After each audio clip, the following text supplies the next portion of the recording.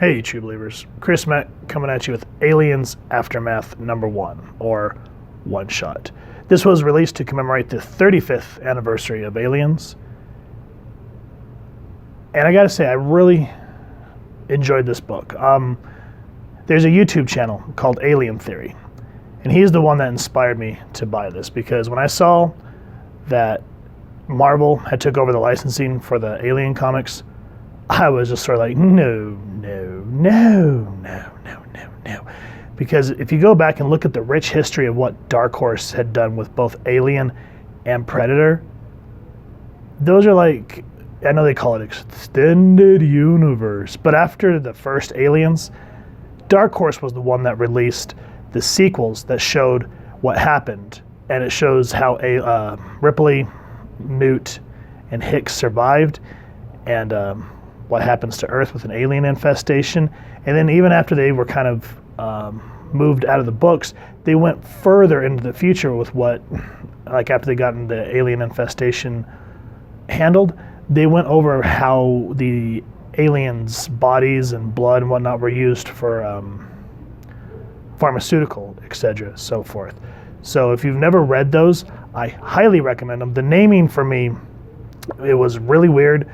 I just knew because I read the novelization versions, which, heads up, if you read the novelizations by, I can't remember his name, it was Stephen something or other, but their names were changed from Hicks, Newt, and whatnot. They were changed to Wilkes and Billy. Why? I don't know. I think they did it because after Alien 3 came out, it was no longer canon, and they wanted to keep it in the EU, so they probably changed it for that reason, which I think was absolutely stupid. But again, go check out Alien Theory if you don't have time to read the books. He really does a great in-depth analysis on that, plus the original Alien versus Predator. And again, he did a review on this book, and that's why I'm doing it here, because, again, this was relatively a decent read. I'll get into who created it in a moment. But we start out in the year 2214. And through the dialogue, we see this is a Weyland-Yutani fueling station, and it's a hub for 3 systems. And to me, I like how it just looks so ominous, and with the Weyland-Yutani logo just shrouded in darkness, with it being the only real illumination, plus the solar flare or whatever is here, just shows how behemoth of a company this is. And then we're introduced to Cutter Vasquez. We'll get more into him in a moment. But like, maybe you saw the Weyland-Yutani press release about Renegade XM, which is what they call themselves. They're kind of like a terrorist organization, if you want to call it that. But I kept saying Sirius XM. I'm like, no, this isn't a radio station. These are terrorist organizations. And what they're doing is they're getting data from this way station. And kadoom! And the artwork here is really, really well done. All the different colors to show the explosions. The onomatopoeia they use here doesn't look like something stock. And the ship rocking looks great. Now, one thing I do have to laugh about is Cutter here. He's kind of looking at the camera and talking. He's essentially casting to people in the world. And he's kind of using those headsets like the Colonial Marines used in Alien. And I'm thinking, okay, so here they are. They got their little tag for subscribe, and I'm like, here I am doing a review over something that they're streaming. Oh God, it's just sort of ironic when you think about it. But anyway, now Aliens Aftermath. Before we get into backstory here, this is Benjamin Percy writer, Dave Wachter artist, Christopher Sotomayor doing colors, VC's Ariana Maher doing the lettering, and Phil Noto did the cover. If Benjamin Percy sounds familiar to you, he is currently the writer of X-Force and Wolverine, and in my personal opinion, those are the only 2 worth of flip books of the Dawn of X line right now. Benjamin Percy was originally a novelist, and then he moved into comics, and I really like the way he writes. So when I was talking about at the beginning of this review, if this had been anybody but Benjamin Percy, I probably wouldn't have touched this with a 10-foot pole. Alien Theory, again, did a review on the new Bloodline book. And the idea of what they're doing seems interesting. But the plot, from what I read, was just didn't grab me like this one did. And LaRocca's art over there, and again, Alien Theory sort of references, it just subpar compared to this book. This book, I feel, is a little more grittier. Again, if you've read the original Dark Horse comics, you know that those books, they had a sense of realism to them sometimes, but the artwork always looked dirty and gritty, and it added to that element of this world. And again, here, Wachter and his team does a great job of that. So you see that Cutter seems like a thrill seeker. He's like, one of our rear boosters is damaged and a few circuits kicked out. This piece of shit always manages to hold together. I'm surprised they actually let that go in the book. He's like, nothing makes you appreciate life like a blast from the Reaper's breath. Am I right? So you're at least understanding who this guy is. I like that they take a moment here in the ship to kind of at least give you enough depth into who these people are, so it's not just a, as I said in my After Dark review of the Banana Splits, that it's just not meat or the cast of victims. You at least see that this is a crew. They care about each other. And this girl, I think her name's Leia. Yeah, L-A. She gets the information from Vasquez. It says computer scan records for Hadley's Hope, or any derivatives thereof. So here, let's stop for a minute.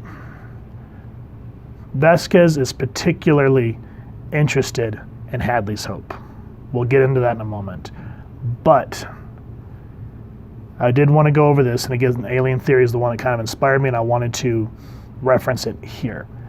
So, in the movie Aliens, we find out that the planet from the first film, later down the road when it was colonized, was called LV-426. Then, at least in the director's cut of Aliens, you see that it's called Hadley's Hope. That's what the colonies called it. Created, I think, after they said the creator something Hadley, I can't remember his first name. But anyway, the official, unofficial name of the planet before that was Acheron. And Acheron in Greek mythology was known as the River of Woe. And it's one of the 5 rivers of the Greek underworld. So with that said, if you guys go back and read the book called, what is it, Alien, hold on a second, I have it here, just a second. Here is the 2014 novel Alien River of Pain by Christopher Golden. It goes into and explores the name Acheron and why Hadley's Hope was named that and whatnot. I want to go back and read that novel. It seems like a damn good read. Now, if you're a huge Alien fan like I am and you don't want spoilers, pause this part because this kind of gives some context of what the whole book is about. So pause it, go get the book, come back, and you're back. So Cutter here who's Vasquez, starts casting the and he goes, so maybe you heard Layla yelling at me earlier. And people always want to know what my problem is. Why I act like I'm death proof. Why I hate Weyland-Yutani so much. What's with the give and no shits, take no prisoners messaging of Renegade XM. So he says that it happened when he was 8. He was talking about how him and his family were on a transport ship in cryo-freeze. He says a lot can change in a few years. WY was facing a major budget crisis after they split with the extrasolar colonization. So they made cuts across the board. I was the only one who woke up on the other side. They said it was a hardware malfunction. But it happened to 4 other freighters, whole crews unplugged. So it's just like, Jesus, it shows just how evil Weyland-Yutani is, that they just see people as stock that they can buy, sell, trade. Basically, like when you work there, they think that they own you. Now, speaking of which, let's go back to the opening thing. Just to give you a quick, if you want to read the whole thing, pause it. But it just says, in 2122, the multinational WY diverted their commercial towing vehicle, the Nostromo, to LV-426. So we know what happened in that film. In 2179, a colony known as Hadley's Hope was built on LV-426 and was overrun by Xenomorphs. The year is now 2214. So as I said, this book aptly takes 35 years after the movie. So now going back, now here's where the big spoiler is. He goes, then there's my tia. And if you're not sure what that means, it's a Spanish word for aunt. So tia is aunt. Then there's my aunt, Private Jeanette Vasquez, Colonial Marine. Her unit got hired out by WY for some mission, never to be seen again. All records scrubbed. So again, here in 2049 it says, Weyland-Yutani has tried to bury any memory of Hadley's hope, but not everyone is ready to put the disaster to rest. He says, I only got a few memories of her, but one of her favorite sayings is the motto of Renegade XM, El regreso siempre vive, which if I slaughter that, I apologize. Guys, make fun of me down in the comments. I mean, the risk always lives. So we come to find out that this crew is approaching the River of Woe, which, you know, who the hell would name their planet that, especially Weyland-Yutani, building better worlds? Let's call this one a River of Pain. It just doesn't make any sense. So what you find out, well, first you find out that Leela, I guess, had a relationship with Cutter, because Woody's his best friend, which that makes me laugh. He goes, Cutter's always been looking for answers his whole life about what happened to his aunt.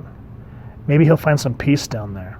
Because Layla says, why did you run off and tell Cutter about the information that was on the station about Hadley's hope? And he's saying, the man's been looking his whole life for his aunt. Maybe this will give him some peace. And then here, through the dialogue, maybe, was a point when I thought maybe a warm body and a little love would calm him down too. But love isn't what he's looking for. Peace isn't what he's looking for either. He's addicted to pain. He's looking for his next scar. That's some good writing. That's how you do some character development right there. And the dialogue boxes, not that long. It's enough to give you the information about these people. Again, this is a one-shot, so you can't spread this out across several issues. So you have to get information to the reader, but not enough to where you're just thinking, oh, Jesus, this is a whole splash page of reading. So good job on you, Percy. And so this ship lands on LV-426. And you're thinking, snow? What the hell's going on? Because both times when we've seen Alien and Aliens, and then I think in Colonial Marines, the video game, I never played it, so I'm not 100% sure, but you're just thinking, what's with the snow? And then while we're having that in the back of our mind, I like that Cutter steps out and he goes, after all these years of hunting, this is it. And just the subtle use of the art in his face, just like, what am I going to do? Just good work all around. And then we get a gorgeous, I wish this would have been a double page splash. That would have been great. But you see Hadley's hope in the distance and just how insignificant they are compared to this desolate wasteland. And you come to find out through Drake, who's the pilot, she says that Weyland-Yutani has scrapped LV-426 from any star charts, maps, databases, because that's how much they wanted to bury this secret. And so here they talk about the, they say it's a nuclear winter. And they said this was, it's the atmosphere pressure blue. We're talking somewhere in the neighborhood of 40 megatons of explosive energy. That's an annihilation event. So you see the Acheron, or LV-426, whatever you prefer to call it, is in the state of nuclear winter 35 years later. And this is from what Ripley and Hicks and, what was the android's name? Bishop did when they blew the reactor or whatever it was. So it was kind of neat to see this place now in the years following. Now Drake, remember when she said that explosion from that way station blew out one of their thrusters? She goes, I'm heading out to work on the rear thruster. My comm will stay live. And I just like how it moves from seeing her to her feet. If you need anything, just scream. And I like how you start seeing footprints.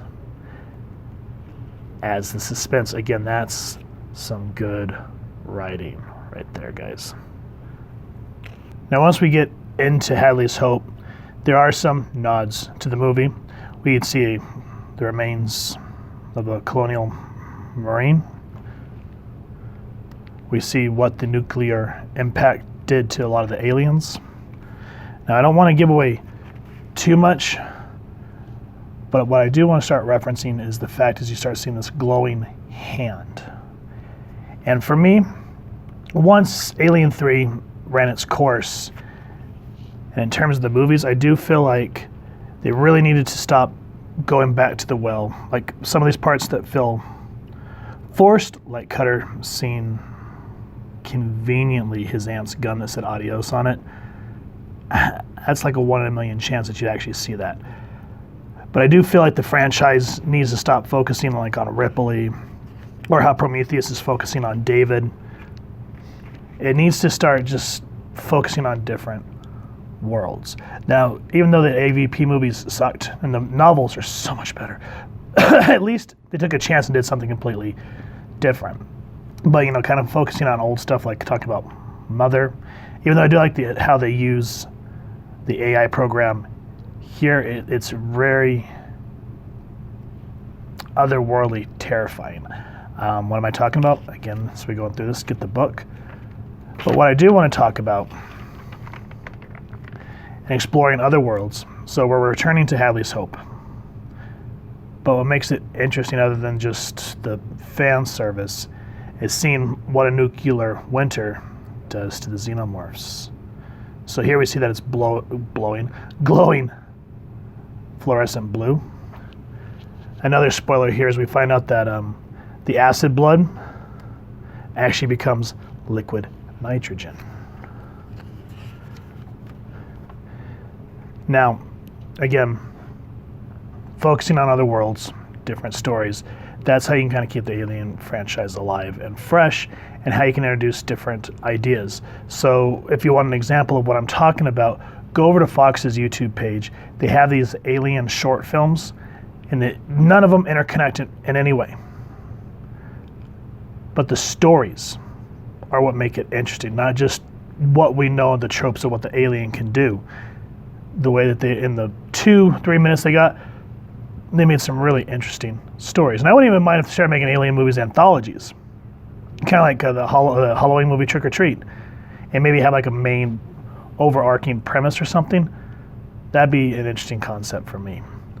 But here they focus on Patient Zero. Like if they got rid of Hadley's Hope, didn't even follow Alien, this still would have been interesting to see this Patient Zero and how he's important to the story.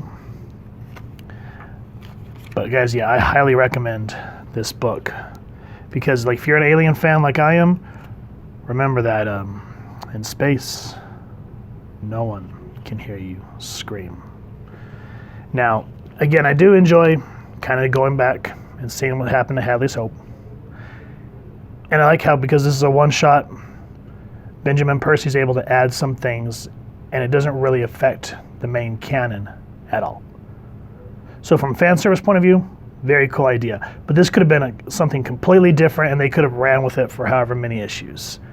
But this being the 35th anniversary, I can understand why they want to go back to Acheron. And it makes for an excellent story, guys. I thoroughly enjoyed reading this. I'm glad that Alien Theory did a review on it to show me what was out there in terms of what Marvel's putting out in terms of aliens. But I probably will not be touching Bloodlines with the 10-foot pole. But that's just my personal opinion. What do you guys think? If you've enjoyed this comic book, please, first and foremost, support your local comic shop and pick up a copy. If you have enjoyed this review, we really appreciate it if you take a moment to like, share, and subscribe. Helps the club channel more than you could possibly know. And if you won't mind hitting that fancy little Xenomorph bell next to subscribe, that way as we continue to upload content, you guys get notified and come to the channel. And if you'd like me to go through any of the old Alien comics if I could find them, or if you guys know where I could pick some up, let me know down in the comments. So with all that said, I hope you all continue to have an absolutely amazing day reading, and happy hunting, true believers.